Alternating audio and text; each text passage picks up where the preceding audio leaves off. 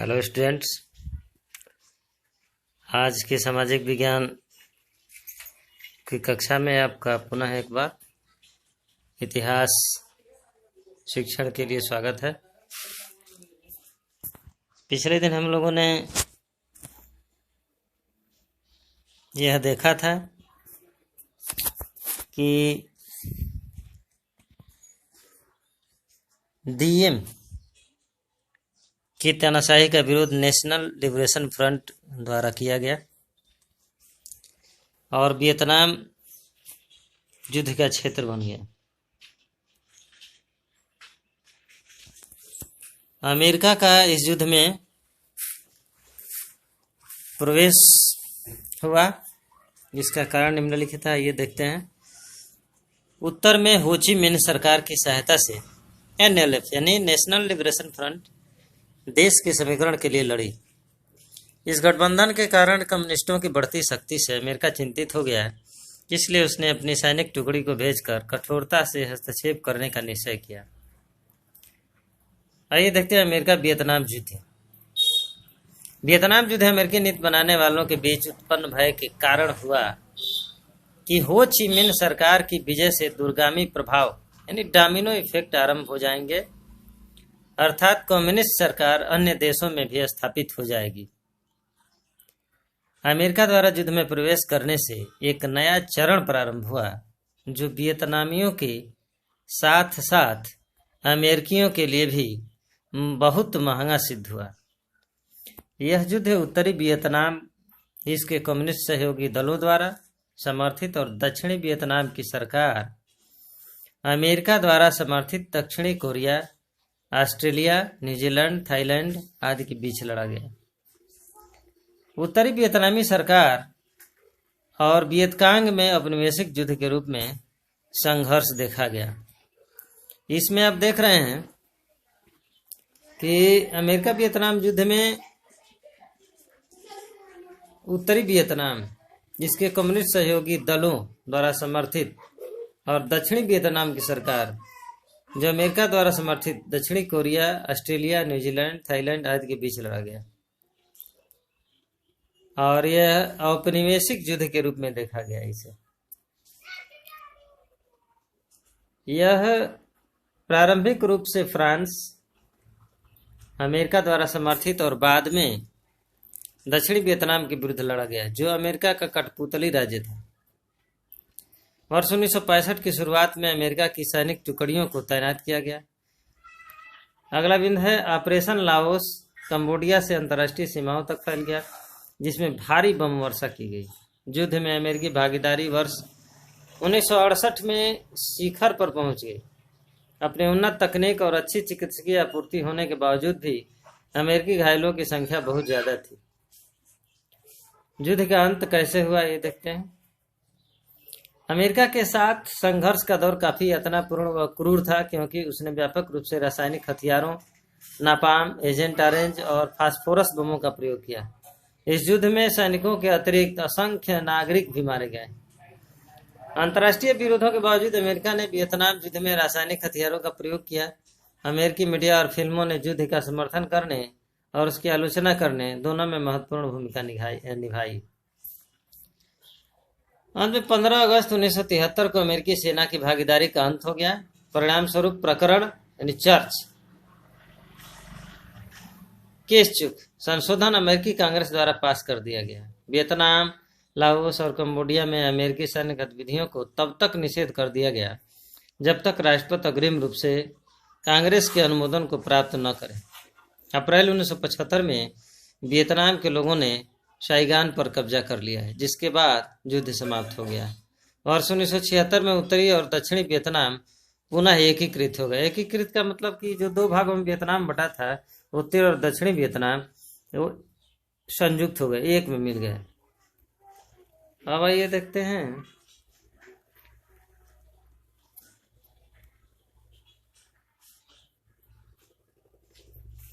हो Chi Minh मार्ग।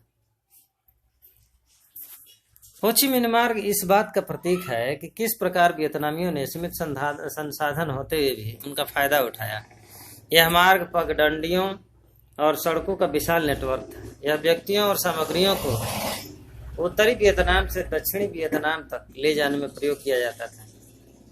इस मार्ग पर सैनिक अड्डे और अस्पताल बने हुए थे। वियतनाम के कुली, जो कि मुख्यतः महिलाएं थीं, अपने महान बलिदान के कारण प्रशंसा की पात्र थीं। अमेरिका ने इस मार्ग से आपूर्ति बंद करने के लिए नियमित रूप से बमबारी की कि रास्ता बंद हो जाए। यदि मार्ग कहीं से टूट जाता था तो इसकी तुरंत मरम्मत कर दी जाती थी और आपूर्ति को नियमित रूप से बनाए रखा जाता था। अब ये देखते हैं राष्ट्र और उसके नायक। महिलाओं की बदलती भूमिका इसमें महत्वपूर्ण बात थी।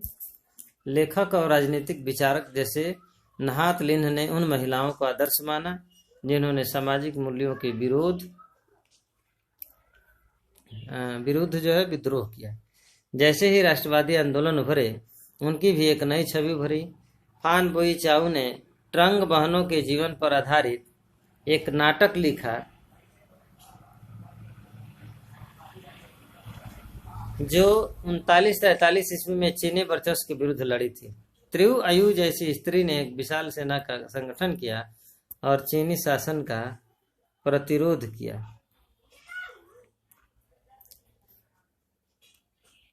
वर्ष 1960 में चाहे महिलाएं युवा थी या वृद्ध, सभी ने योद्धा के रूप में या कुली के रूप में देश के लिए कार्य किया और लड़ाइयाँ लड़ी। उनमें से कई युद्ध से जुड़ गई। उन्होंने घायलों की सेवा की, सुरंगें बनाई और हथियार व भोजन को ढोया।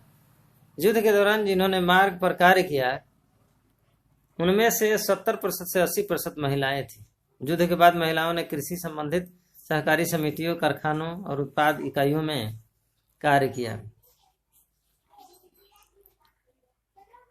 युद्ध का अंत देखिए। वियतनाम युद्ध को पहला टेलीविजन युद्ध के नाम से भी जाना जाता था। युद्ध के दृश्य समाचार के कार्यक्रमों पर प्रतिदिन दिखाए जाते थे। मैरी मैकार्थी जैसे लेखक और जेन फोंडा जैसे कलाकार भी उत्तरी वियतनाम गए और देश की इन वीर महिला योद्धाओं की प्रशंसा की।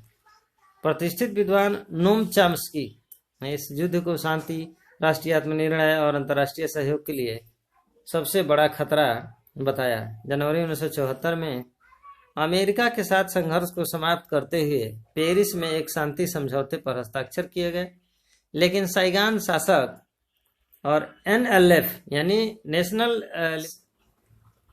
अमेरिका द्वारा समर्थित और बाद में दक्षिणी वियतनाम के विरुद्ध लड़ा गया, जो अमेरिका का कठपुतली राज्य था।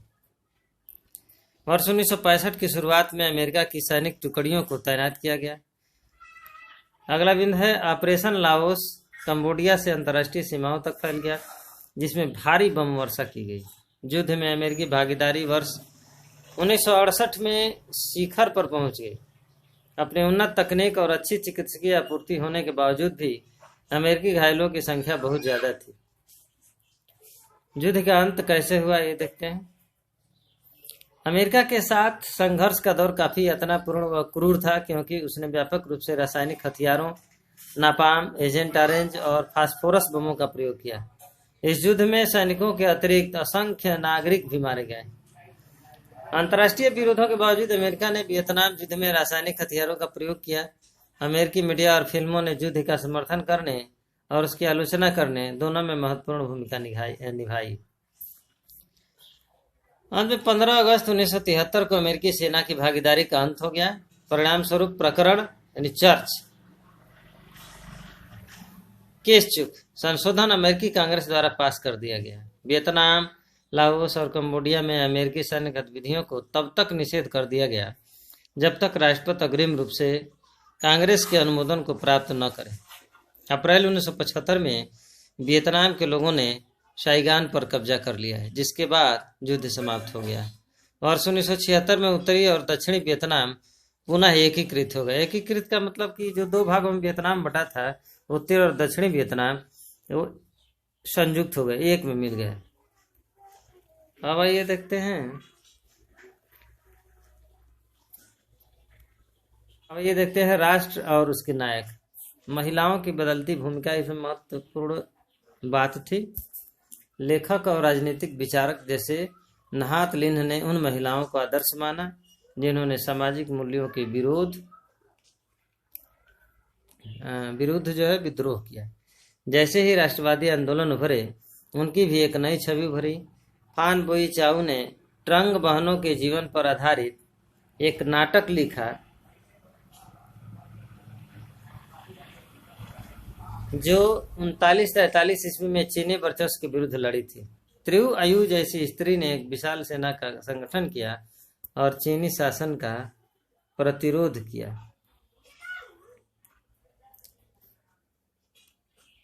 वर्ष 1960 में चाहे महिलाएं युवा थी या वृद्ध, सभी ने योद्धा के रूप में या कुली के रूप में देश के लिए कार्य किया और लड़ाइयाँ लड़ी। उनमें से कई युद्ध से जुड़ गए। उन्होंने घायलों की सेवा की, सुरंगें बनाई और हथियार व भोजन को ढोया। युद्ध के दौरान जिन्होंने मार्ग पर कार्य किया, उनमें से 70% से 80% महिलाएं थी।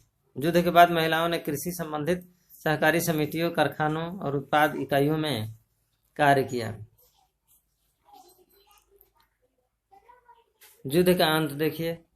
वियतनाम युद्ध को पहला टेलीविजन युद्ध के नाम से भी जाना जाता था। युद्ध के दृश्य समाचार के कार्यक्रमों पर प्रतिदिन दिखाए जाते थे।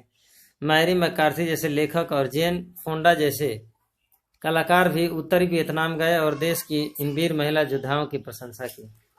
प्रतिष्ठित विद्वान नोम चॉम्स्की ने इस युद्ध को शांति, राष्ट्रीय आत्मनिर्णय और अंतर्राष्ट्रीय सहयोग के लिए सबसे बड़ा खतरा बताया। जनवरी 1974 में अमेरिका के साथ संघर्ष को समाप्त करते हुए पेरिस में एक शांति समझौते पर हस्ताक्षर किए गए, लेकिन साइगान शासक और एनएलएफ यानी नेशनल लिबरेशन फ्रंट के बीच लड़ाई जारी रही।